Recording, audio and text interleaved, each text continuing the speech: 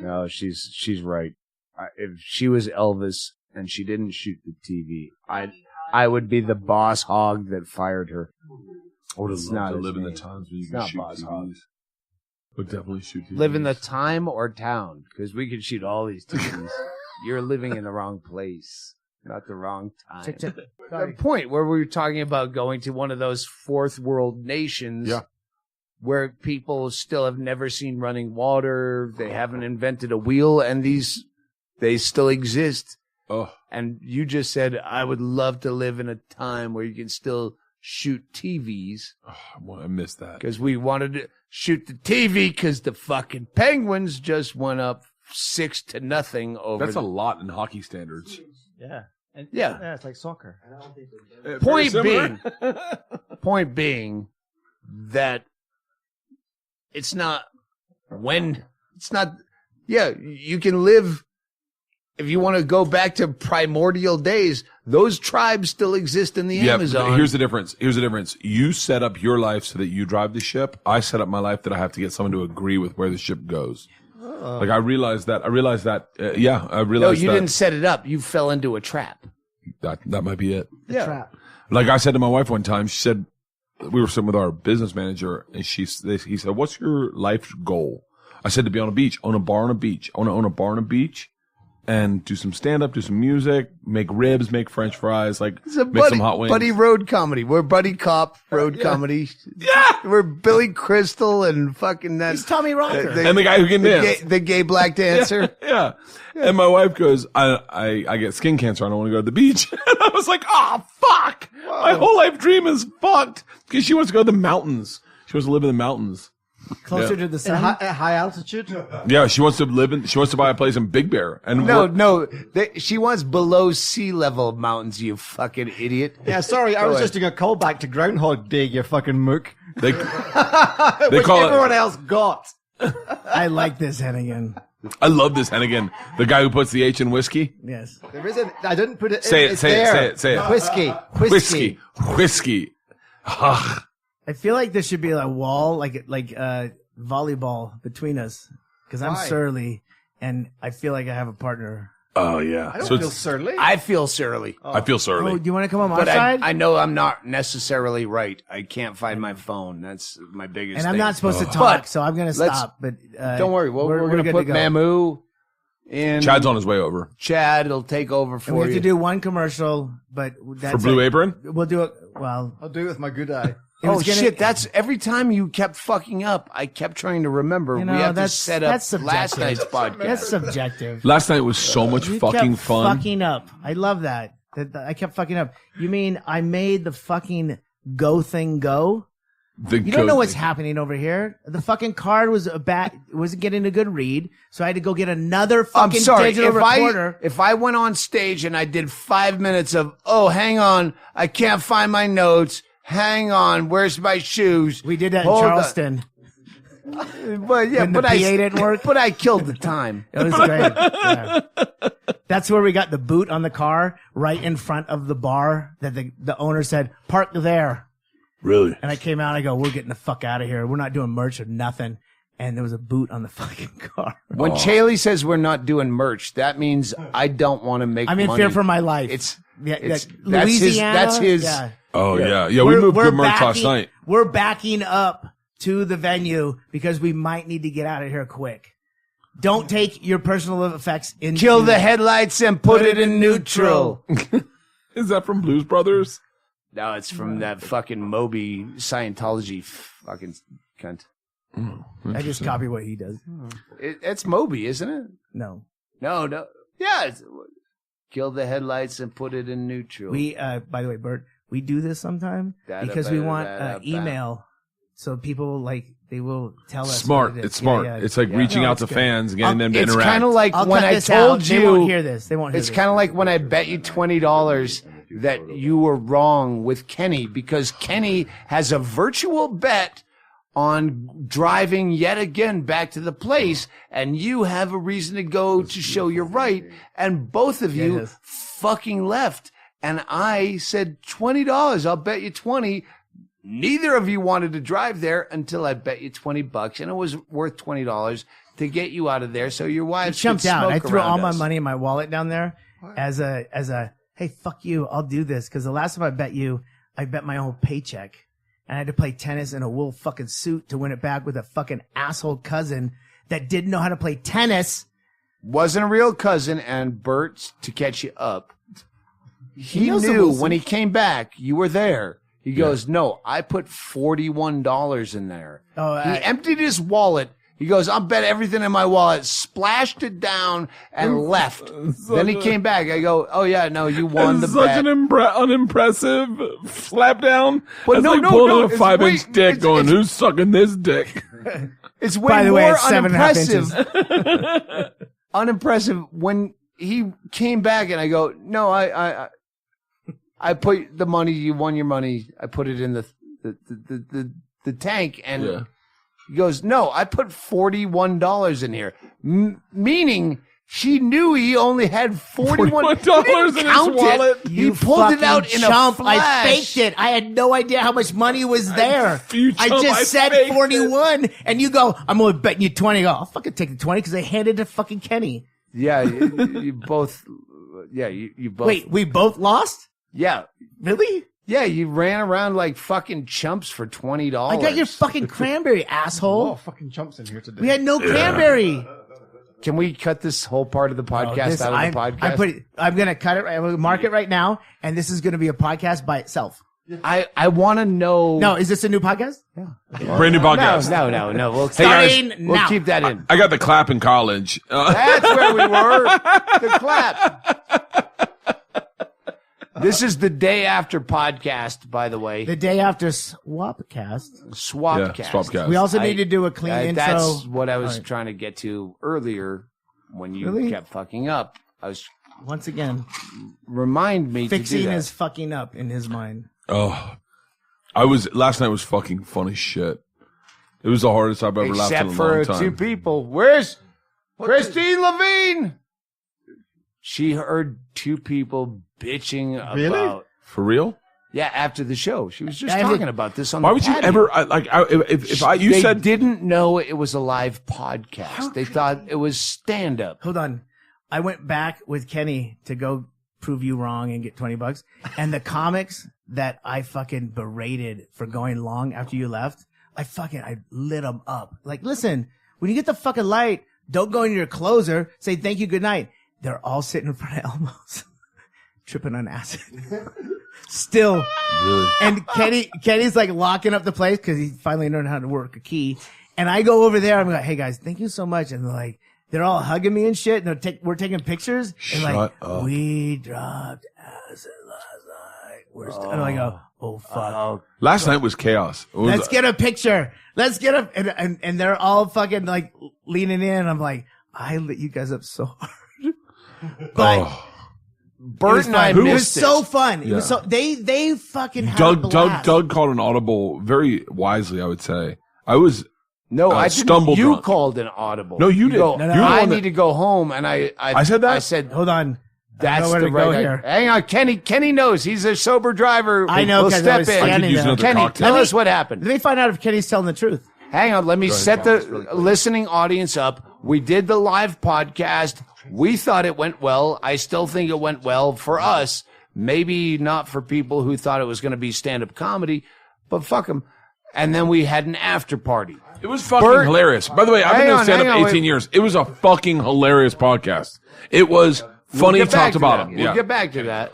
Okay. No. He said We'll get back to that. Then we have an after party because we don't want people, 150 people from out of town We're coming supposed to say we welcome you here. Have fun at the after party. Yeah, we don't want them at the house. We don't want 150 people you don't know at the house. I had one person I didn't know at the house, and I can't find my fucking phone. Oh. And I'm still blaming me, but I still have what's that one guy up to. Anyway, so that guy playing Bert comes out of that podcast having not slept from a Vegas festival. He stays up. He powers through the live podcast. We go to the after party for about 8 minutes. Hey. Out of the 8 minutes you were there, for 10 you were heckling, by the way. Your own. Everybody. The fucking sound was shit. Let's not get into that. Oh, don't. It doesn't matter. Is this going to Hey, be? Is this no, going to be? hey, These... I'm going to do All a right. Hennigan. So Kenny, Bert says, I gotta fall down. I go, you get the right idea. Let's go drink at the FunHouse. We were in the back smoking a doobie, me and the potheads. What am I supposed to say? You want me to lie? Okay, we were just sitting there against the wall like some high school kids looking to dance with some girl we didn't like, or whatever. But anyways, This is our sober driver. Bert's hanging out in the back, and he asked for a couch, so we made him a makeshift couch. He puts his feet up, and then we get done with the doobie, and I didn't say, even know that part. whenever you're ready to go, let me know. And he's shades. like, okay, ready, or almost. But do you know where my B&B is? So I didn't know where his B&B was at the time.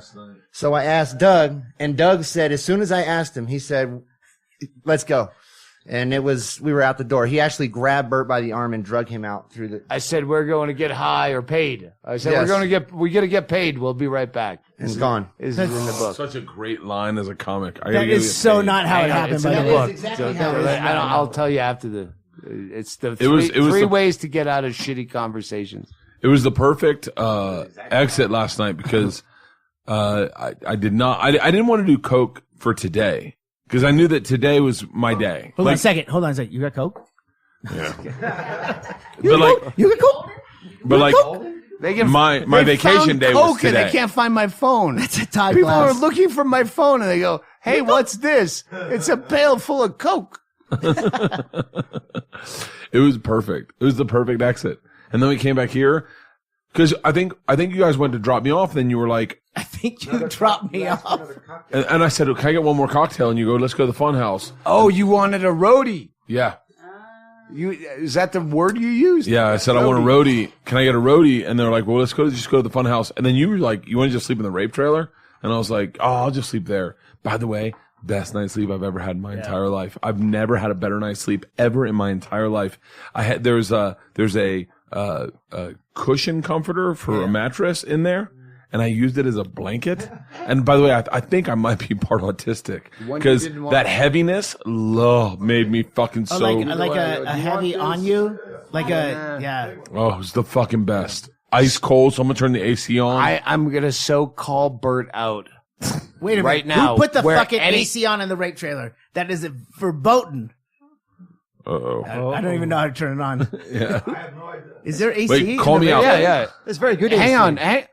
I was about to call out Bert, so any of his listeners will never be able to listen without remembering this. Bert Kreischer is the Gordon Ramsay, John Taffer of superlatives. I've never laughed harder. It was the best ever. All the hyperbole. Everything you do is the most funniest. I've never laughed harder. Can I just tell you, you said this on stage last night because you were talking about this, and I'm going through it in therapy right now. My wife says I speak in hyperbole. I can't just have a good time. It's the greatest time I've ever had in my life. Yes. It's the best sleep I've ever had in my life. And it drives my wife nuts because she's the opposite side of the spectrum. It's the worst thing she's ever done. She's a Lowland Scot. So like, you know the Lowland Scots? Yeah. Like, you know how they're like really hard working, eating root people? Yeah. That's my wife. That's Careful. my wife. My wife's Brian a Lowland Hennigan Scot. is aware of them, but he's never had to mix with them That's because not he's true. a posh lad. I lived in the Scottish borders for fucking 3 years. He hates it. He hates it when you bring up the fact that he's obviously a posh. I am not boy. fucking posh. You Fancy- are. If you put an fancy H in whiskey, you're posh. How is he not posh? Whiskey. How am I not posh? Yeah. Because I came from working class Edinburgh, the same place that Train Spotting's from. Oh, you had a job? No, I was a Oh, child. were you sold them heroin? Anyway, I'm just saying I came from this area called Oxgangs. Ox Oxgangs. Oh, yeah, yep, Every totally. time we bring up the fact Golly. that he's a fancy lad, he forget, has to we drop forget. ox gangs. Got it. Yeah, my wife's got But that. I did undergo a trading places situation. Oh, do tell. Yeah. When I was like, I don't know, like 13 or so, my uncle won what they call in the UK the pools, which is a way of betting on lottery? soccer matches. Oh. Yeah. And so he won a fuck of a lot of money in those days. Like $8. £300,000 Wow. in like Jesus yeah, Christ. and so he $500,000. he and my granny moved down to this village outside Edinburgh called North Berwick, and he gave his apartment to my mum, and that was in Morningside, which is a very posh area of Edinburgh. So Can I just we moved pause? overnight from Oxgangs to Morningside. Can I pause to? I want to ask our Scottish listeners if his accent changes the way posh black people's accents. You know, when Barack Obama starts to talk a little ghetto, or Oprah Winfrey talks a little ghetto. Steve Harvey. I can't Your friend tell Steve Harvey. when you talk about the Oxnard or the Oxgangs. Oxnard. Are you getting a little bit fucking? Well, naturally, it comes back depending on what's the emotional drive in your head. Well, I don't see a difference in your. He gets a little Scottard. Can you do an Scottard. accent for this part of the podcast? Can you do Dirty Scotsman? Billy it up. The Come one on. you're pretending not to be. The one you grew out of. Yeah, I'm just trying to think how to do that. Oh my God. Well, do it on a reed of blue apron. That's what I'm looking Does he at, not yeah. know what you? Oh shit. Here, Yeah. fucking Yeah, cunt. it's weird. It's weird. Hennigan, he doesn't know what you were doing. Where? When? What happened? The opposite of. Listen, Oh yeah. One of my favorite things ever oh, is oh, Hey! There's something up. I want to hear the favorite thing ever. No. I want. Does he not know? Oh. Does he not know? I don't think he knows. Does anyone know? I don't think he knows about the letter either. Does anyone know? Oh, please tell me you're not You Scottish. told me in confidence. Yeah, I told you. And in I'm confidence. fucking breaking that confidence. Don't. If you do I that, won't I'll- remember. All right. I won't remember. No, we're done. We're No, done. Tell your story. No, I thought it was common knowledge, My but I favorite thought thing. you would be the only one, Bert, that would know. But since you're not, I don't know. I keep. Is your wife really Scottish? No, but her family is. Her family is Scottish, but it's Lowland Scots. Hey. Look Get him out of there. Get No, Chaille out of there. no. Stay here, Chad. Come here with me. One of my favorite things ever is. What are we talking about? No, Chaille, not you. We're talking about Hennigan, accents. You're great. We're talking about accents, and so Fucking with you. See? He's gonna cry. I'm never telling you his secret. I didn't want to know his secret. no, I That's wanna know why the there's secret. secrets, you asshole. Would you like a scotch? One up, day Chad? How I'll you need doing? to know. Hang on. We're going to say something right now. Here it is. Pro flowers. It would have been nice if someone gave me flowers when I finally hit send on the final final draft. I don't know. If I die tomorrow, that's a book. In the meantime, we've been podcasting, and I know I haven't got to all my email and tweets, but we've been imploring you to tell us your best stories of inappropriate times to send flowers, because the only way I can tell you to send flowers, if you have a wife that really expects chocolates or roses or flowers on Valentine's Day or an anniversary, or remember our first kiss, you're in a ridiculous relationship and you're harbored, send flowers for the things we did. We've told you, our local bank got robbed. We sent pro flowers. I was actually in there this morning, and all of them gave me a round of applause. I live in a small town. I can't guarantee you that's going to happen if you're living in Chicago, but where I live, yes, send us when you send pro flowers to someone, they say in the ad copy, never forget an occasion. Well, yeah, never forget one of our occasions, my listeners. Doug Stanhope podcast, Doug Stanhope podcast, leave that in. I need to learn a lesson if I ever listen to these as my life flashes before me. Doug Stanhope podcast listeners, never forget any occasion. Who got sentenced to community service? Who threw up in the nanny's daybed? I just came to pick up my kid, but I just got to lay down for a minute. Blah. And then you paid for the whole night plus the cost of the sheets. Send Pro Flowers. It's easy. You don't have to go down there and actually pick out flowers. What do you do, Chaille? You go to the website. It's super easy. You go to proflowers.com, and they have a special offer just for listeners. Get $10 off your purchase of $29 or more. All you got to do is put Stanhope in at checkout. And that's the promo code.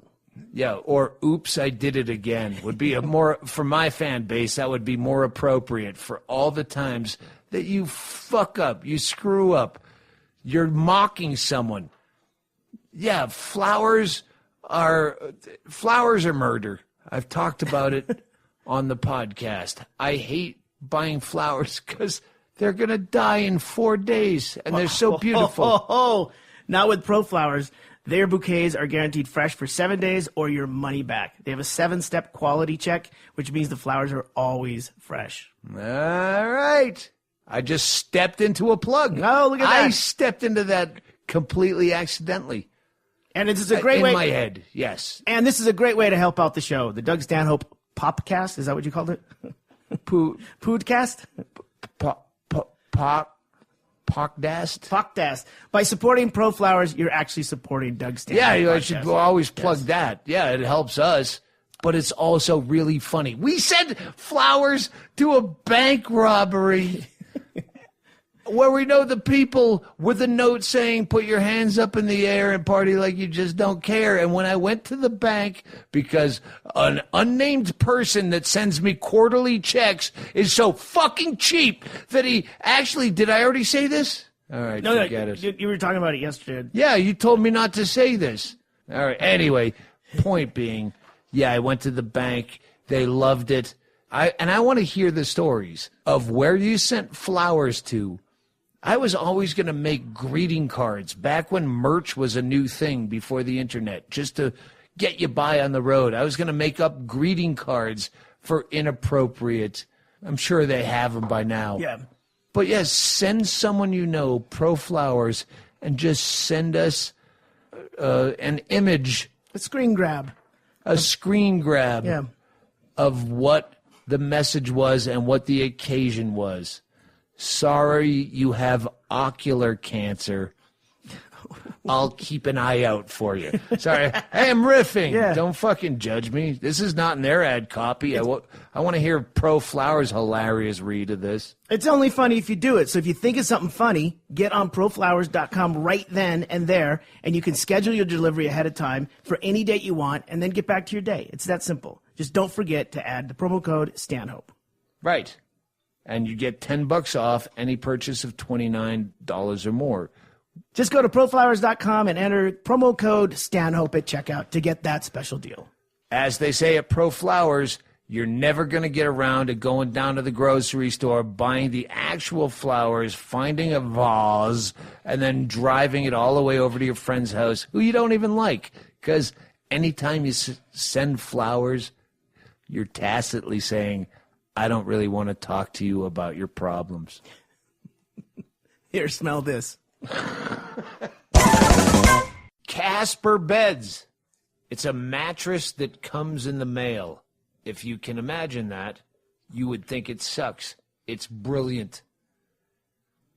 Casper mattresses are, I know I have ad copy here, but I'm going to get to that in a minute. It's it's like that. It expands. You get a mattress in the mail in a box that you can put over your shoulder. It's under 95 pounds. It's manageable. Manageable. It's in a box the size of a small thing.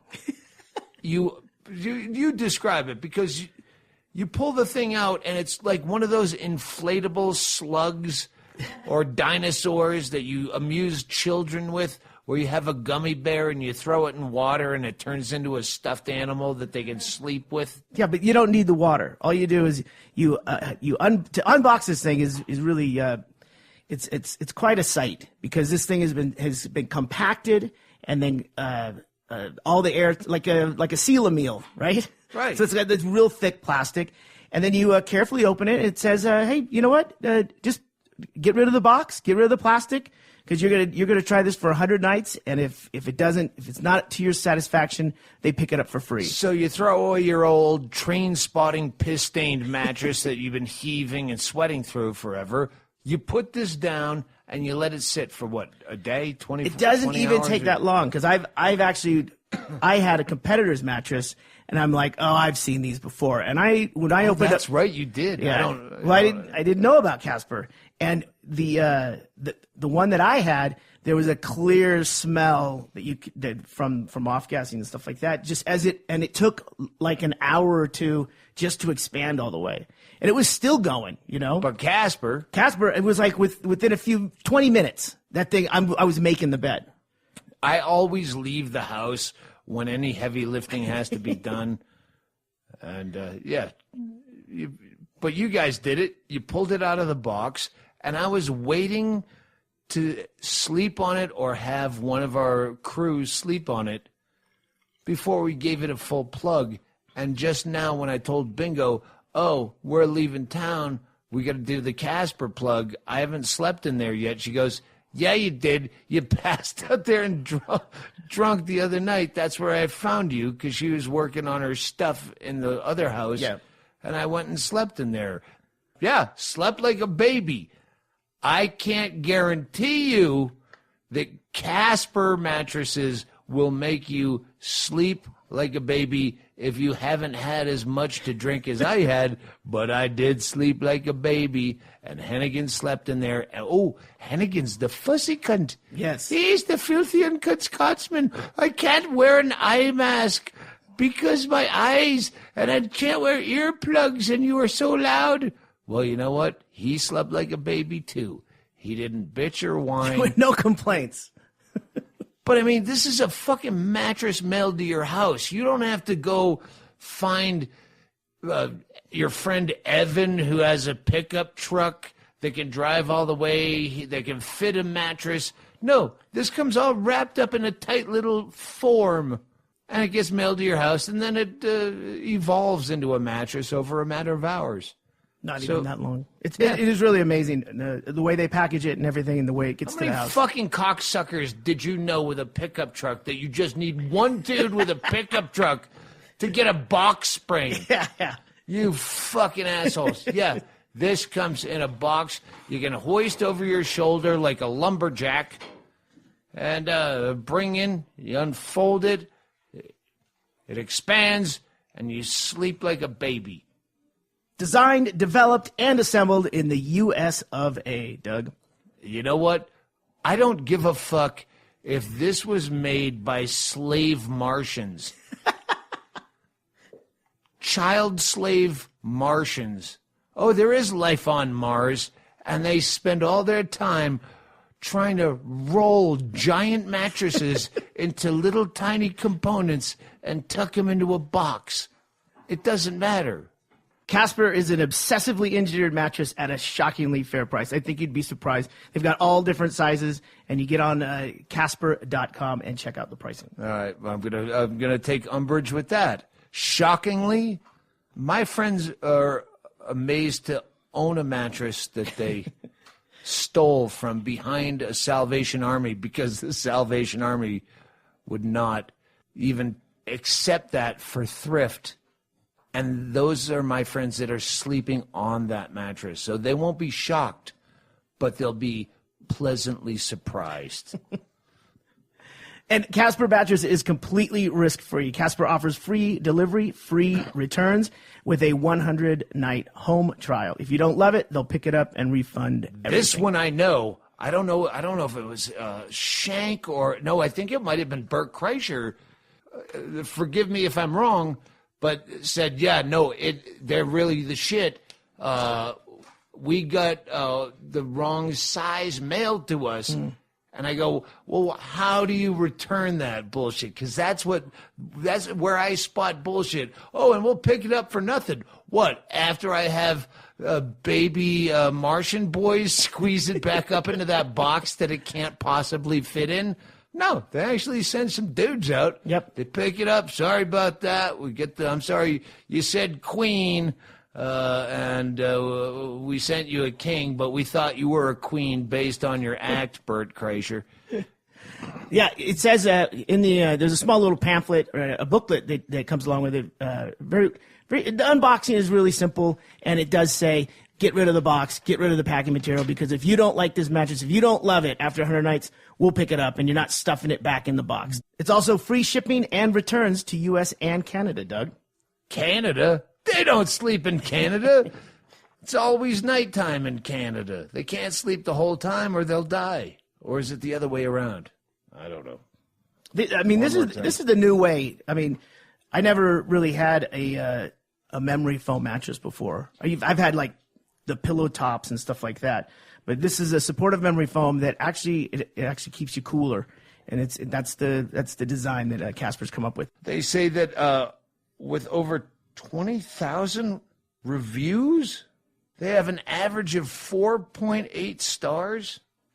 And again, my Alex Jones conspiracy head thinks, oh, I bet that's on their own site and that's out of 100. 4.8 out of 100. But no, 4.8 out of 5 stars is pretty good out of 20,000 reviews. And not just on their site. It's on Casper. It's I'm on not Amazon. burning a bit on this, but you know where I'm thinking.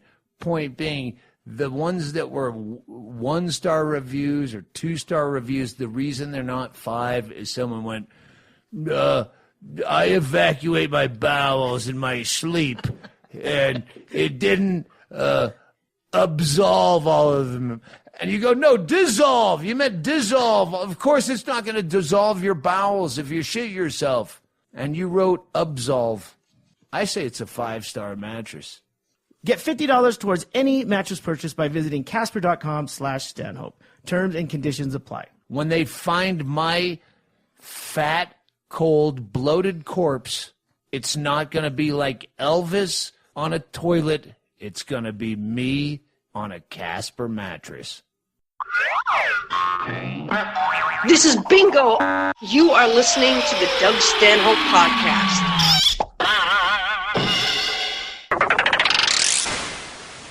Hey, Chad, you're on the podcast. Oh, okay. This is the next day podcast. Well, for Erickson and Chaille, it's the same. Turn it off when you're done.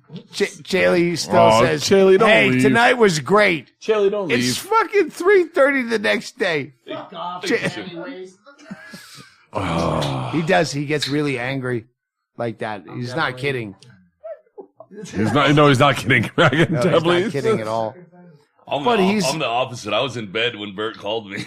Yeah, it's like, are you coming Oh, by, you got a right? phone call? What's it like to have a phone? Yeah. You can't find it anywhere. I'm blaming me for. Was I really? You tweeted back going, did you, I tweeted out? Hang on, I tweeted.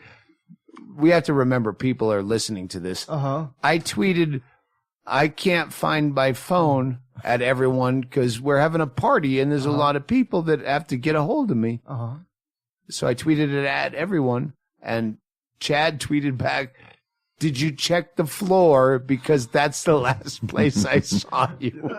That's brilliant. That's very funny. But I didn't know, is that true? Because Right there on the FunHouse floor is the last place I saw was you. Yeah, sleeping you on were the laying on floor? the floor. Yeah, you definitely landed on the floor. I totally forgot about that. That's- You were laying on the floor, and that's when I realized I should go to bed. I was like, if Stanhope's going to sleep now, then I should probably go to bed. Going to sleep is a very polite way to put it. Yeah. Yeah, you were laid. You don't remember that? No. Oh, I you were don't. laid dead center in the middle of the floor. Dead center. God damn it. I totally forgot that. But what's I interesting totally- is that by the way you're describing it, it must just have happened without anyone noticing. Nobody said Doug collapsed. I remember going to bed, which is scary because I didn't. Oh, I remember it I distinctly. remember you getting walked to someone walked to you. Yeah, was that you? Me. Yeah, to show That was how to you. turn the air on and stuff. Oh, the air was the key. Yeah. It was the best night I've So ever had. Bert slept in the Without rape air, trailer, that place- oh. and I said, oh, I have to go to bed too, in the memory that I have. But no, I fell asleep on the floor here. I actually didn't think I was that fucked up till I woke up this morning and didn't remember anything.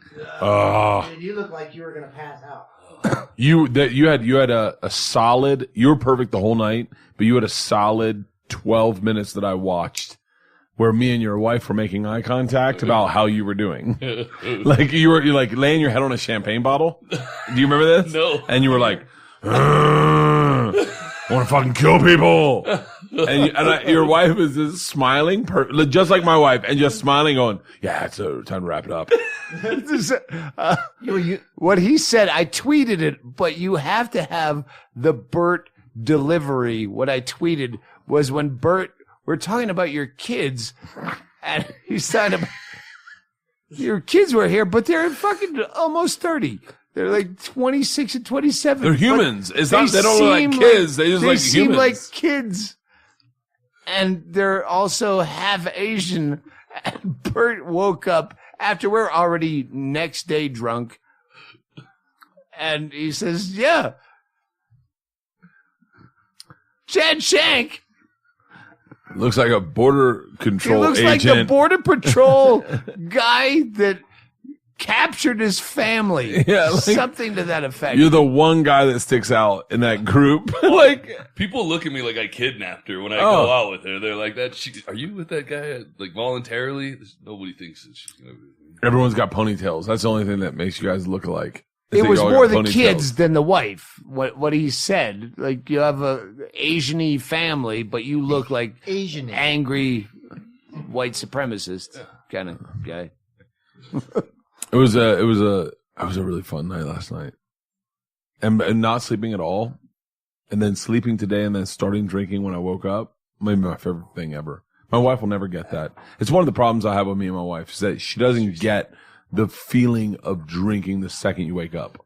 I shouldn't understand that. She's like, no, I want to work out. I want to get something healthy to eat. I'm like, nah, you're missing out what life's about. Life's about chasing the dragon. About showing up the next day going, I can make it better. Bert Kreischer, you have no idea how you berated me by coming out of no sleep from Vegas, powering through that, and then still, like, that's when I go, I'm going to kill myself. I'm done. I have no energy. I have nothing left. I got that Mickey Mantle gene. It's that baseball player like Babe Ruth who would just sit in the back in the outfield and eat a hot dog. Or Mickey Mantle. Mickey Mantle? Yeah, or Mickey Mantle. Hey, can I get one more of this? Thank you. It's that I always wanted to sell a TV show where it was a bunch of athletes, but you got to party hard as fuck, as hard as I party the night before, and then compete. Because that's who I am. Like I don't believe in hard work over talent. I believe in talent over hard work. Like, I believe in that. This came up on the podcast last night, which we all have vague recollections of doing. Very vague. I don't remember much of last night. I remember being cold on stage because the air conditioning was hitting me. He didn't take off his shirt. I was freezing. I was fucking cold as shit. And everyone's upset that I didn't take my shirt off. Oh, my God. Let me be a multicultural No, we were just confused. I asked Jenny this morning. I was like, did Kreischer take his shirt off last night? And she said, yeah, at the end. Which in the green room?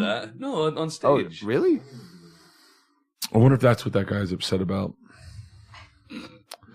Poor man. Yeah, where's Levine? I want to hear this story. Christine Levine! She's getting a burrito. Of course she is. By the way, she's getting a burrito. Wait, let's do that for everybody, okay? Say the one thing that is the stereotypical thing they're probably doing if you can't find them. Hey, where's Kreischer? He's drinking a Tito's and soda. He's getting a burrito. Where's Chad Shank? He's killing a guy. All right, why the fuck were people upset? I don't understand. No, she ran into two people that were bitching that it wasn't stand-up comedy. It couldn't have been labeled more obviously not. Well, evidently, did Tracy just walk out when we're gonna? It was labeled. Chaille made it so blatant, like Australian cigarette packages have like carnage and death all over them, and nothing says cigarettes. You'll die like this, and here's a picture. Chaille made posters and put out the thing that says, this is no way stand-up comedy. No one will be doing stand-up comedy whatsoever on any level. If stand-up comedy breaks out, we will stop it. Yes. That hardcore. Yeah. But then he printed up a bunch of flyers and Tracy forgot him. Couple that with the fact that I will say this. Last night was better than stand-up comedy, in my opinion. For us, that's what I don't know. Oh, you don't think that other people saw it the way we saw it? I don't know. We have a friend. Home field advantage is what we had. We don't know how this is going to play in Peoria, as the old cliche. It won't work. Peoria just shows up as I say that. Literally, Peoria just showed up. Well, you do live podcasts, Bert. Mine suck. Yeah. It's on. They're on Sirius XM. They're not good. Last night was, I will say, overly produced, meaning like it was perfect in that we had that back. I didn't realize the backdrop over there. I just thought we'd just go on stage. I didn't know that the backdrop. I was going to talk shit about Chaille, but I realized he has to edit it. Oh yeah. So I'll have to talk shit because I said it. He was on the phone on the road and he threw out a number that he was paying to get the most beautiful backdrop. Wait, I'm like, this is Kreischer's money. He paid for that? Yeah. We could have done it without that. I know. That's your money. Did everyone have a good time, though? I had a fucking blast. No one cares about the money. And the money went to good people. At some point, you kept going, this is your money. Do you remember saying that to me last night? You're like, this is your money. And I was like, it was beautiful. It was amazing. Yeah, I know. You don't care. I don't care. It was just so cool. Everything was so cool about it. And the mic, I gotta be honest with you, the audio was 100%. The audio, like us talking to the mics, I know you guys had a different experience, but like. Well, we've never done a live podcast like that. You've done that. Dude, that was the best one I've ever done in my entire life. We tried once in Austin. It went poorly because it was after a full 2-hour show. Yeah. And my audience is fucking wrecked and yelling and fighting and all the comics that are supposed to be on the thing are fucked. It's easier from my perspective because I come in as an outsider and go, I just got to listen and chime in. I think from your perspective, it might be more difficult because you have to drive it, you know? Well, again, home field advantage where we know all these people came from other places except for Jury Row of the football fanatics. How crazy was that? That there were people coming from all over the world to come watch that podcast. I love that it's one of the things that I love about this business, that there's a 250-seater, right? 250-seater, and that was a World's Fair of people. Yeah. Well, I mean, I think when we recorded the special, I don't think there was anybody from Arizona in the audience. Really? Yeah. No, there's a lot of Tucson, Phoenix. Wait, did you do special though? I mean that. When we put that on sale, the beer hall putsch. No place like home. When we put that on sale. Sorry. We didn't even have any like. But did you beer hall putsch? Bert's been saying, "Hey, I just finally watched Beer Hall Putsch," and I go, "Yeah, that was such a good. We're doing the same place." Oh, sorry, there's a different special. I don't know. Dude, that's the best. I've said you and Rogan. But I've been telling you that, we're playing the same place. I don't remember the last special. You and Rogan, this last year, are the two best specials I saw. I haven't watched Rogan yet. It's great. It is great. I'll tell you the thing that I do, this is me breaking out specials. What I love about Bill Burr is he challenges himself every year to do something brand new in his act, like to try to do characters or do a voice, or he just challenges himself. Mm-hmm. The thing I like about Rogan, which is insane, is that he doesn't mind getting physical or silly, and that's so not him. The thing I love about you is that you take what you would call an economy of words and you sizzle things down to phrases that I want to use over and over again in my life. I'm working this corner is my favorite phrase I've heard in stand-up. Hey, ISIS, I'm working this corner. Like, it's something I know that it was just, do you know what I'm saying though? Yeah, fuck you, kids with cancer. Yeah. It's such, and when I would listen to Beer Hall Putsch, I was like, fuck. I was folding up my clothes on a Sunday on a hotel room, getting ready to leave on Monday. And I listened to that special and I went, oh man, I don't know if I'm doing this business right. Like, I don't know if I'm doing this job right. Like, I just sit up and just fucking giggle at my own jokes. But that. Honestly, what you just said was the key to what made me start doing what I do. Where comics, what about finding your voice? Yeah. When I started doing the jokes that I would laugh at myself for writing, going, you could never do this on stage, and then doing them. Yeah. That's when I found my voice on some level where you go, oh, this is so wrong. And then you do it. You're like, oh, fuck, this is so right. Yeah. It's that.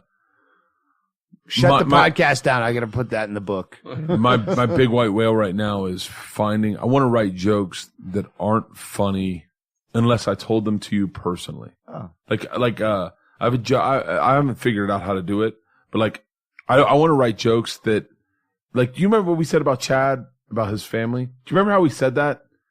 When we said it at that moment. You said it. Yeah, but no, when I said it at that moment. You said it about his. But it wasn't prepared. It was just family. Yeah, don't put it on me. I would never. I know. But at that moment that we said it, we've done this like 3 or 4 times today. There's no we.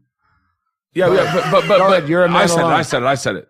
But it was like in that moment, the way that we laughed at that joke, that's what I'm looking for in stand up, is the way that we've done this like 3 or 4 times today, where we've told a joke that we've all laughed at, or I've told a joke that we've giggled at. That's what I want to do in stand up, but it's really, it becomes, you have to negotiate a dialogue with your audience where they get your personality. Yeah. Does that make sense? It's like, okay, I want to go back to something else you said though, which was the thing about economy of words and the phrasing that Doug has, which I've always said, much to Doug's annoyance, is the thing that unites him and Jerry Seinfeld, which is this poetic attitude to language of getting the phrase perfect for the purpose. And it takes years to get an hour. Yeah. Right now, my show sucks. And if you see me on the road, it stinks. You don't know it because I know how to sell it, but I don't record it until I know it's good. And you don't know the difference. So fuck you. That's why you pay to see me. Yeah. Is that wrong to say? Is that wrong to say? No. And the thing about, you're talking about storytelling, is that I think that's inappropriate. That attitude to language is almost inappropriate to storytelling, because you're talking about having a precisely crafted, word perfect phrasing of everything in a story. Well, that puts you in Henry Rollins territory, or you're going out every night, and it's just a recital. You're just saying the same words and pretending. It's an audition. Yeah. And pretending to be feeling the emotions of the story. Whereas you get into the story and get carried away. It's a live audiobook. Yeah. It becomes that. It definitely does. What I do is I do this thing called sidebars, where I find parts in the story that make me interested, that where I get excited about stuff. But it's one of the things I hate about what I do, but I also love it. I love that anyone wants to come and see me do stand up. But when I start the machine store and I go, when I was 22, I got involved with the Russian mafia. I fucking loathe that the next 13 minutes are going to be spent of me reciting something. Because that's not what I want to do. It's not what I care to do. I love coming up with that. But it's also the thing that, like, you're known now. You used to do stand-up comedy and you told that story and everyone loved the story, but now you're known. It's my transvestite hooker was my first story like that. KP Anderson was sent that to me. I don't know why. Tell KP that fucking quote is the not just the closer of the book, but a callback. I said to KP Anderson at one point, when did we become the people that we used to pretend to be? And he reminded me of that. I go, it's already in the notes for the book. I haven't talked to him in years. He's in the book. Yeah. I fucking naked splashed his wedding. I was there. You were at the wedding with KP? Of course. You were at KP Anderson's wedding when I fucking... One of my greatest moments ever. You jump in the pool naked. They were very upset. His in-laws have $1 million mansion in the top of Encino, I think. It was a beautiful place. I didn't even were there. Stanhope gets naked and jumps in. And then someone says to me, if you were more successful, that would be you. Oh my god! Yeah. This is So that somebody found a way in a wedding. someone to fucking bullet put you point down? this into the audio book Yeah, because it was- the audio version of this book, I can't sell a book where I go the audio version is going to be so much better, but it's going to Dude, be. it was, I remember that distinctly. I can tell you, you jumped, south to north. Like I remember this distinctly because by the way, when you jumped in, I literally had a knee-jerk reaction of like, oh, let's take our clothes off and jump in the pool. Like, that's so my personality. It's so my personality. And someone leaned in and said, if you were more successful, that would be you. And I was like, fuck. Yeah, that was fucking insane. This was after I got not picked up for your TV show. Yeah. Well, I was on that TV show. You were on TV and I wasn't. Oh, I remember that distinctly. This is the Amy Schumer reality thing? No, that's very different. No, the X show. Oh. Which Yeah. I don't know if you can find that on Google. You can. I'm the only one that's ever put that online. The X show is, It was like they were trying to do the opposite of the Man Show. No, the ladies. No, the Man Show. The View. No, The View. No, so The opposite of. No. So what happened? No, only because I know He's this. getting quite vociferous about this. No, man. because He knows. I don't. So Adam Carolla and Jimmy Kimmel sold the Man Show to Comedy Central, and FX wanted to buy it, and they couldn't afford it because it was just more money. So they hired Mark Cronin and Gary Arbach to create a Man Show, and so they created the X Show. Name dropper. Yeah, right. And so they created the Man Show or the X Show. It was initially with Daphne something. Daphne Brogdon, Craig J. Jackson, Gary Valentine, John Weber, and Mark. Fuck, I'm sorry, Mark. Anyway, and so I got hired. No one knows this existed. Yeah, and so it's Didn't by the it way air during the day? No, it aired 11 at night every night Oh, on all FX. right. I thought. Yeah. I guess I taped it during the day, so I assumed it was up against It the View. taped at 6 a.m. You'd have to tape really early. So like our call times were 6 a.m. You Yeah. think I'd remember having to get up at 6 a.m? 6. Yeah, 6 a.m. I was on there with Larry the Cable Guy. no, the other guy that no one remembers from Blue Collar Comedy Tour. Bill Engvall? Shut Yes, Bill Engvall. Oh, Really? nice. Yeah, he was on, and He's I big was stuff on. still. He was a guest. I was a guest host. Yeah. It was like the Artie chair. If anyone knows Howard Stern, I was in the not the Artie chair, but the guy the Jackie the Joke Man. Yeah. They I did rotated people in and out for Jackie the Joke Man's seat. On my audition, the dog attacked me. And it was like what you would consider viral now. And so that's why Are I we got going the show. back to Hitler? Because this goes back to off the air. Chad, were you leaving? Chad, do you know? Wow, we're way off fucking topic now, and it's my fault. No, this is perfect. This is why I listen to podcasts. So, do you know the Hitler? We're talking about Norm Macdonald's special, which is fucking incredible. Amazing. But he does a bit about Hitler's dog at the end.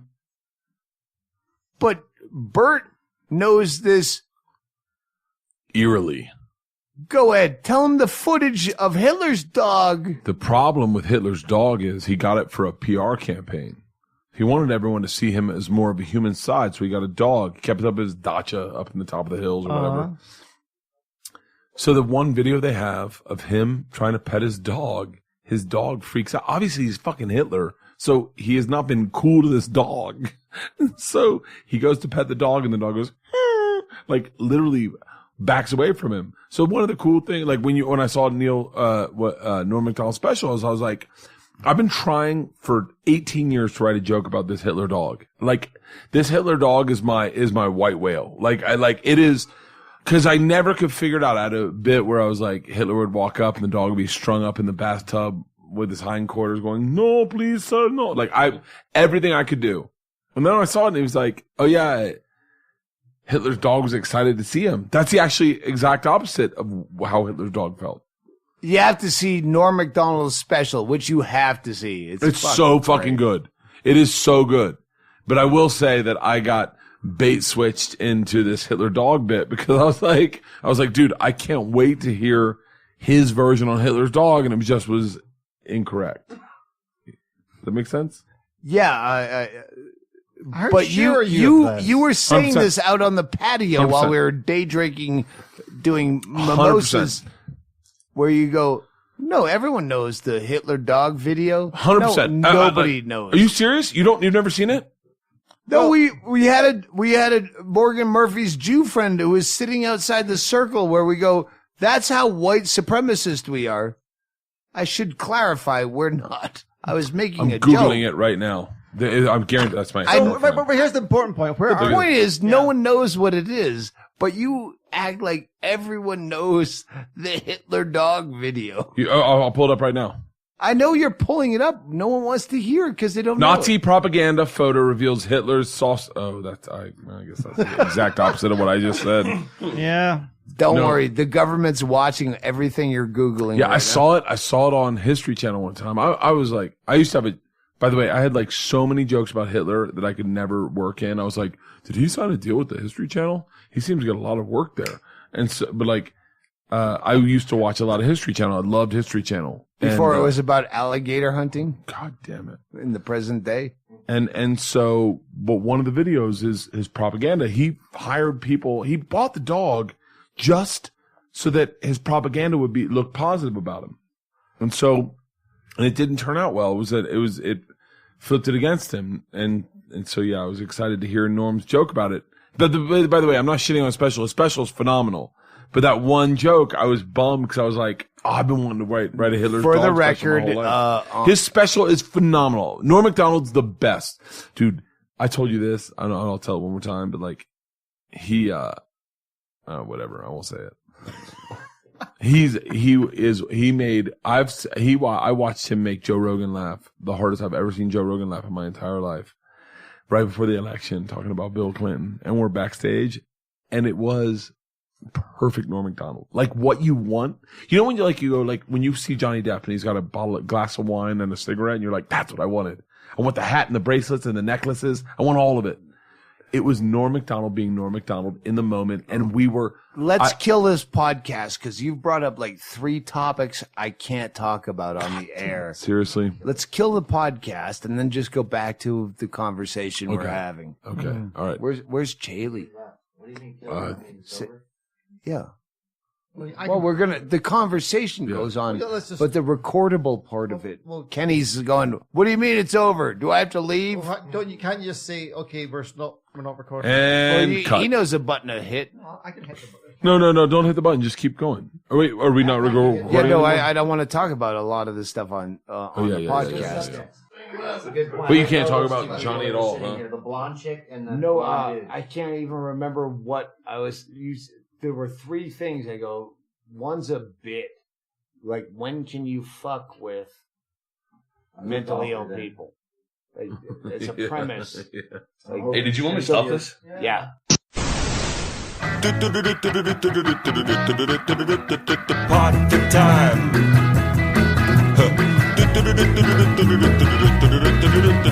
Party time.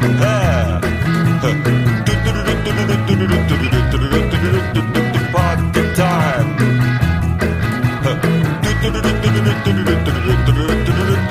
Party time. Drink your drinks and eat your eats. It's party time. Laugh your laughs and heat your heats. It's party time. Smile your smiles and blue your blues. It's party time. Dance a dance and shoe your shoes. It's party time. Howl your howls and suck your socks. It's party time. Yeah. Oh baby, grab your craps and fuck your fucks. It's party time. Grab your craps and fuck your fucks. It's party time. Everybody, grab your craps and fuck your fucks. It's party time. One more. Grab your